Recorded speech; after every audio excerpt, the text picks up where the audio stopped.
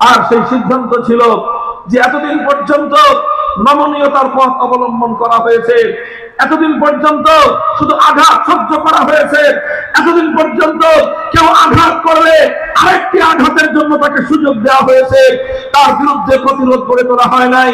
এতদিন পর্যন্ত কেউ এক গালে চড় মারলে আরেক গাল পেতে দিয়ে বলা হয়েছে আরেকটা চড় মারো, কিন্তু তুমি আমার কথা শুনো।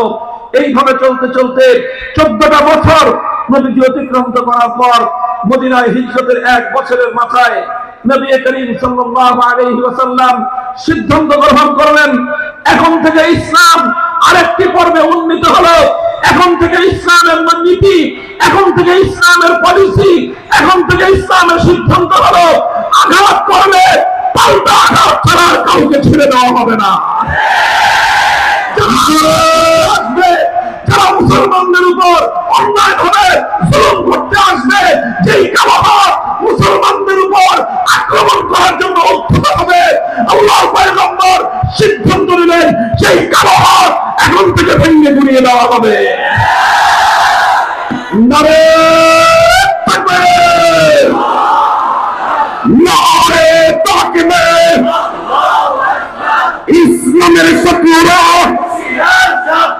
হুঁশিয়ার সাবধান, ইসলামের শত্রুরা নারে তাকবীর।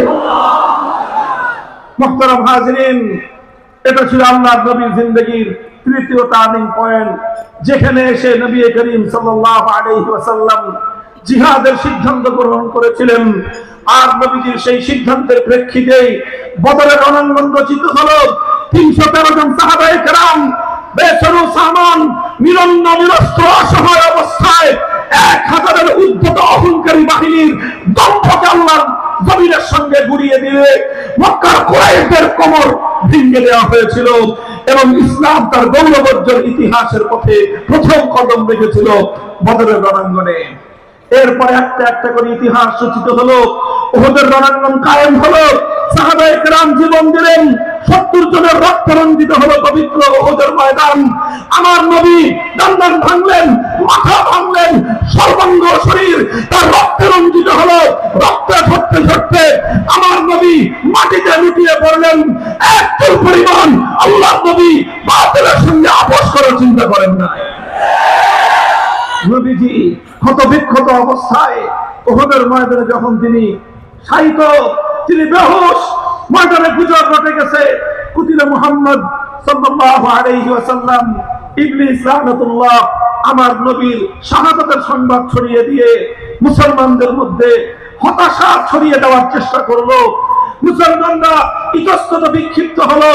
আমার নবী ক্ষতবিক্ষত জমিনে একেবারে শুয়ে আল্লাহর জমিনে আমার নবী শায়িত অবস্থায়, রক্তাক্ত অবস্থায় সাহাবায়ে কেরামকে ডেকে ডেকে বললেন, ইলাইয়া ইবাদাল্লাহ, ইলাইয়া ইবাদাল্লাহ, ইলাইয়া ইবাদাল্লাহ, আসো আমাদেরকে আরো বহুদূর পথ চলতে হবে, শত্রুর সঙ্গে আরো অনেক লড়াই